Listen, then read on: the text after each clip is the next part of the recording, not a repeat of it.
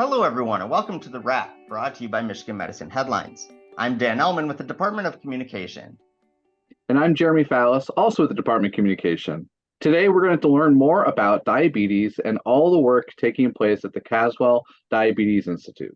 Now, before we get into that, be sure you go back and learn about a plethora of topics by catching up on any episode of The Wrap you may have missed. You can find the shows on iTunes, Stitcher, Google Play, or any other podcast hosting platform. New episodes are also available on the Michigan Medicine YouTube channel and as part of the Headlines Week in Review. And with that, let's bring in several members of the Caswell Diabetes Institute team. Let's have each of you introduce yourselves and what role you play here at Michigan Medicine. Hi there, I'm Molly Dwyer-White, and I'm the Managing Director of the Caswell Diabetes Institute. My name is Joyce Patterson. I'm a registered dietitian nutritionist, and I'm board certified in advanced diabetes management. And I'm one of the diabetes care and education specialists in the adult diabetes education program here. Hi, my name is Jenna Hoppy. I'm also a registered dietitian here at Michigan Medicine. I'm also a diabetes educator here with adult diabetes education. Outstanding. So first, let's start with a very broad topic. What is diabetes and the two types of diabetes that most people are familiar with? I know there's type 1 and type 2 diabetes. Yeah, so the most common type of diabetes is type 2 diabetes, and about 1 in every 3 Americans will develop type 2 diabetes sometime in their lifetime. Type 2 diabetes, that person is typically making insulin. What's happening is there's an insulin resistance. And how I like to explain it is basically when we have sugar, that sugar needs to go somewhere. And so that sugar gets stored in our cells. Our cells have a cell wall, and that cell wall has a doorway. So these doorways open up with the help of insulin, and those sugars go inside of the cell for storage. Now with type 2 diabetes, that mechanism isn't working properly. For some reason, those doorways are not opening. I kind of look at it like you have a jam door or you have the wrong key. So we call that insulin resistance. So type 2 diabetes typically has this insulin resistance happening. And those people are typically also still making insulin. Over time, their pancreas may get a little bit pooped out. We call it the pooped out pancreas. So sometimes they may need insulin later on in their life. Now with type 1 diabetes, that type of diabetes, there's no insulin being made, or there might be just a little bit of insulin still being made by the pancreas, but not enough for someone to survive on. So people with type 1 diabetes will need some type of insulin for the rest of their life. So insulin injections, or some type 1 diabetes people choose to wear an insulin pump.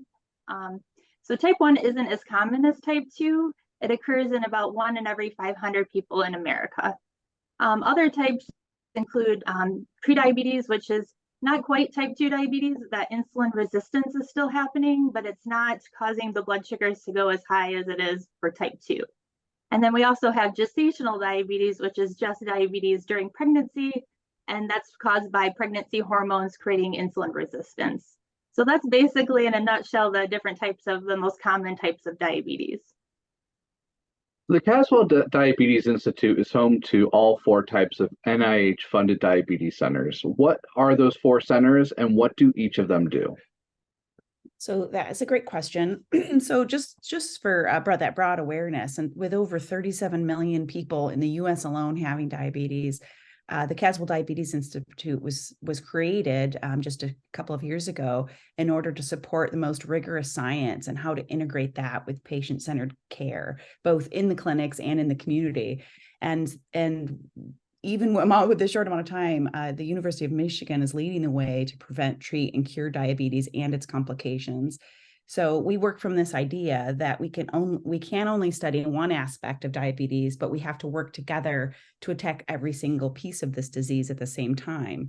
So one of the things that that is a powerhouse here at U of M, as you mentioned, is that U of M is the only campus to have all 4 centers funded by the National Institute of Health for Diabetes Research, which includes the Center for Diabetes Translational Research, which helps find what works best, like evidence-based approaches, and implement them and disseminate them into here in Michigan, but also in the world.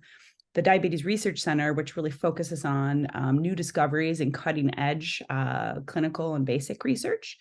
The Obesity Research Center, which is about basically preventing obesity and curing obesity. And then the Metabolic Phenotyping Center live, which really is looking at phenotyping and doing basic diabetes research. So it's really pretty cool that U of M is the only place to have all 4 of those renowned centers. Yeah, it's really amazing. It shows the breadth of the work taking place here. One common misconception about diabetes is that it's a carbohydrate issue. Can you share some of your thoughts on that?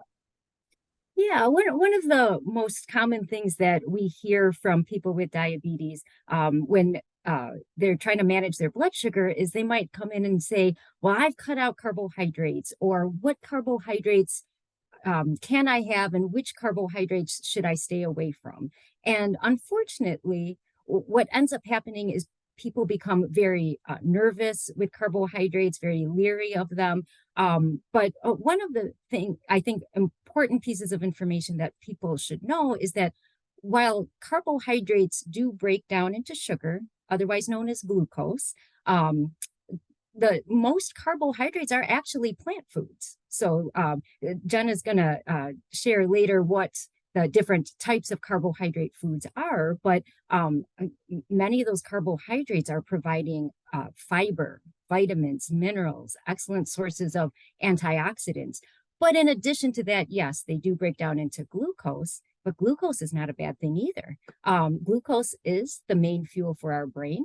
When we are exercising, glucose is the main fuel for our muscle.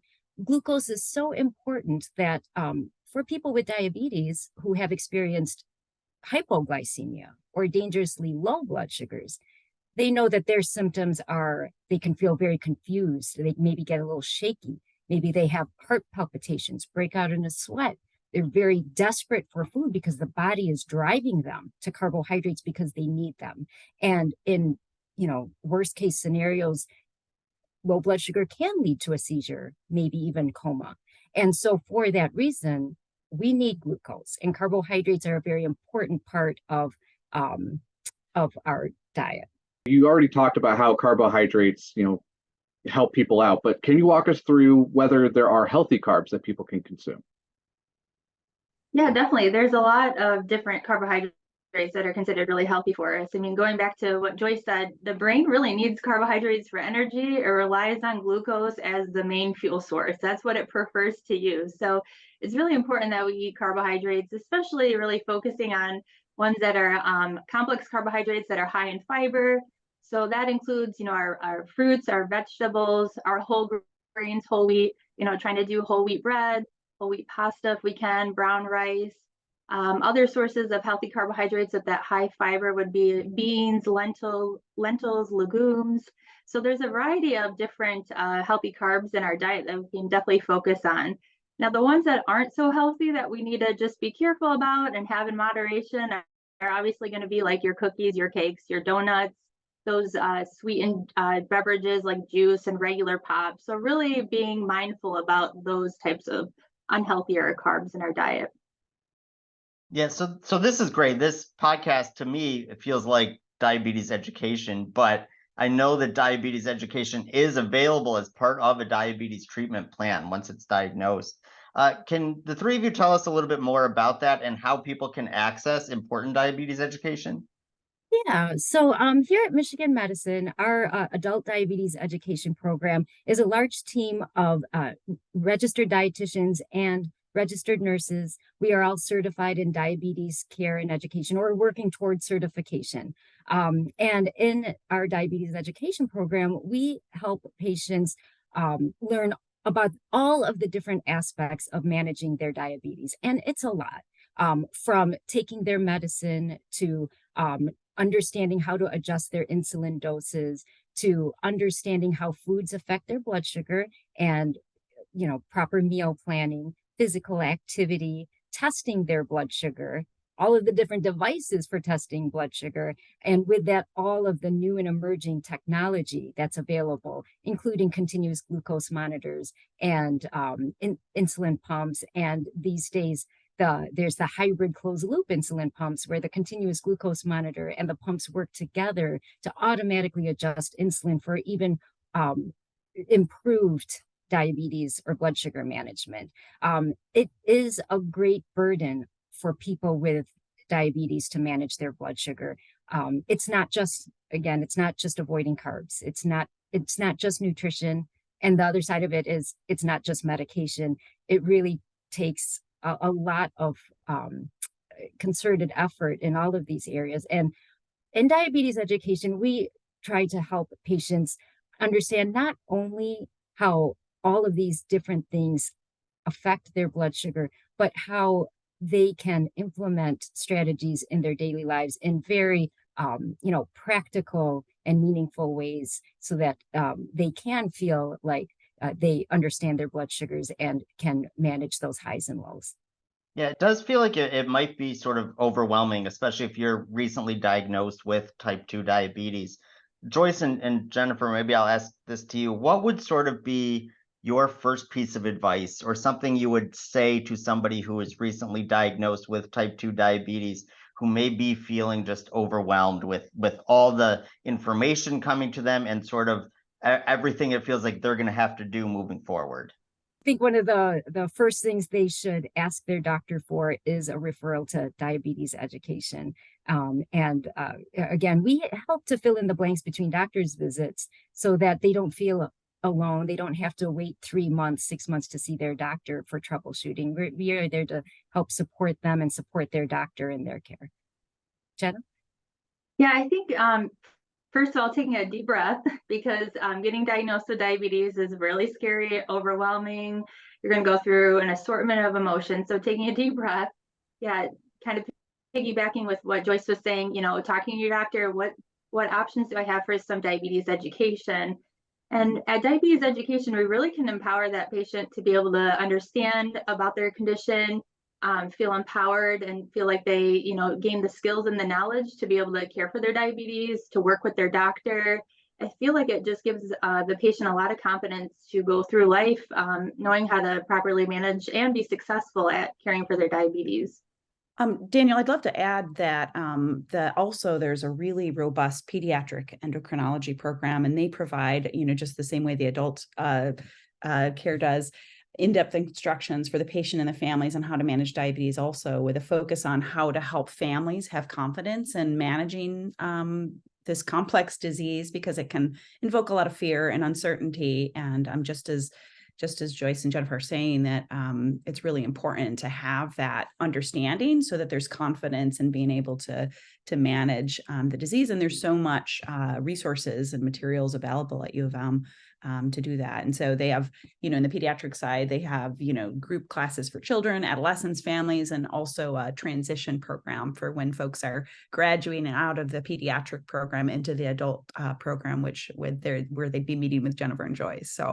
So it's really nice that we have the full spectrum of ages and can meet the needs of where people are at in their diagnosis and self-care.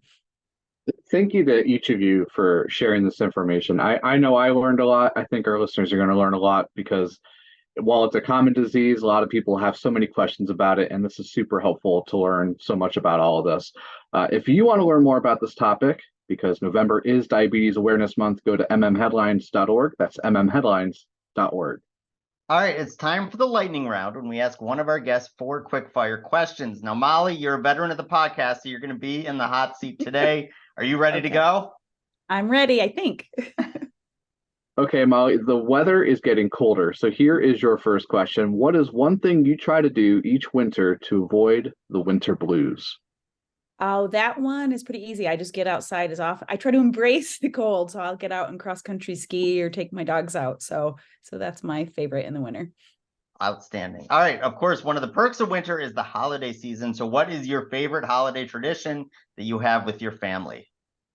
I would say we, with my kids, now they're all getting older, so I have to kind of force a little bit into it, but we get into jammies, we get hot cocoa and go drive around looking at lights, and we kind of vote on the best house. All right, so later this week is National Ice Cream Sundae Day. Did you know that was a thing? I did not. Okay, so what kind of ice cream are you putting in that sundae? I am all about mint chip is one of my favorites, so I'll have to go with that. All right, now we're thinking long term. If you could pick one place to retire, where would it be? I would be in Washington, so I could be near Mount Rainier and Olympic National Park. So easy. Jeremy, I think you'd approve of that one. As a native son of the Evergreen State, I do approve. Yay! Thank you, Molly, for playing along, and thank you for that last answer. That warms my heart. And thank you for helping us to inform our listeners and viewers about diabetes. If you want to learn more about CDI and diabetes, be sure to go to mmheadlines.org. All right, now while you're at Headlines, you can check out other featured stories from this week, including an update on the progress at the Pavilion and insight into a unique art exhibit on display now at the Rogel Cancer Center. Find all that and more at mmheadlines.org. Now, Dan, Molly told us about her favorite holiday tradition. What about you? Yeah, so I actually love what she said about driving around and looking at all the houses. You know, we maybe will put like lights on our bushes and like that's about it. But I am always amazed at like the houses that go all out. I love it, you know? Right? And yeah, it's so much fun. And you find neighborhoods and they sort of start competing with each other. You can tell when it's like, oh, that street doesn't Yes. care, but that street does care. So they try to one up each other. So that's a lot of fun.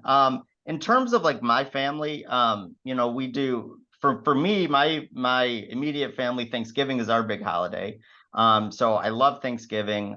You know, the tradition, of course, is you watch the Lions lose on Thursday. You have, you know, dinner with the family. Maybe that's not not this going to year. happen this year. Not That's this right. year. So they're going to beat the Packers this year. Have dinner with the family Thursday, hang out with the family Friday, then Saturday go watch Michigan beat Ohio State. It's going to be a great weekend. So I'd have to say that one. How about you, Jeremy?